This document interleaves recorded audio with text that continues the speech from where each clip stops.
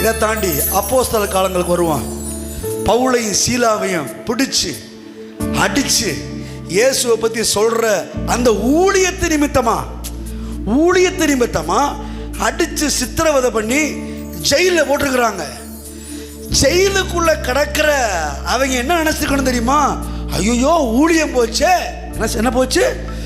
ஊழியம் போச்சே, ஆத்மாதாயம் போச்சே, அப்படி போச்சே, இப்படி போச்சே, அற்புதம் அடையாளங்கள் நின்று போச்சே அப்படின்னு கவலைப்படுறதை விட்டுட்டு உறவு கிடைச்சு போச்சே அப்படின்னு சொல்லி உள்ள உட்கார்ந்து கர்த்தரை பாடி துதி செய்து அவரை ஆராதித்து செபித்து அதை நினைச்சு தான் வாழுவேன், அதை நினைச்சு தான் உசுரும்.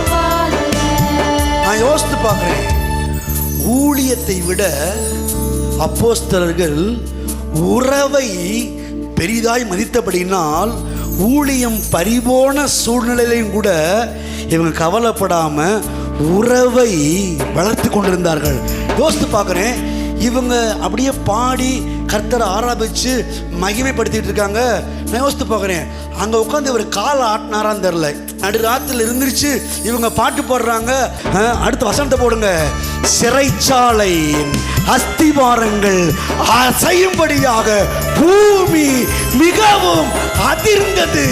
உடனே கதவுகள் எல்லாம் திற உண்டது, எல்லா கட்டுக்களும் கலன்று போய்விட்டது.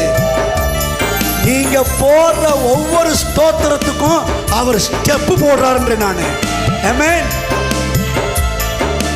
எப்படி அதிர்ந்துச்சு, கர்த்தர் அங்கிருந்து ஸ்டெப்பு போடுறாரு. இவன் பாடுறத பார்த்துட்டு இவங்க பாட்டு பாடுறாங்க. அதை நினைச்சு தான் நான் பாடுறேன், அதை நினைச்சு தான் உசுரும் வாழுறேன். எப்பா ஊழியமே போச்சுப்பா, அற்புதம் அடையாளம் போச்சுப்பா அப்படி எல்லாம் சொல்லியிருப்பாங்க. இவங்க அதெல்லாம் பெருசு இல்லைங்க, அதுக்கு மேல இன்னொன்று இருக்குது. என்ன தெரியுமா? உள்ளங்கையில் வரைந்தவரே, உசுரையும் கொடுத்தவரே, உம்மை போல தெய்வம் இங்கேயாம்.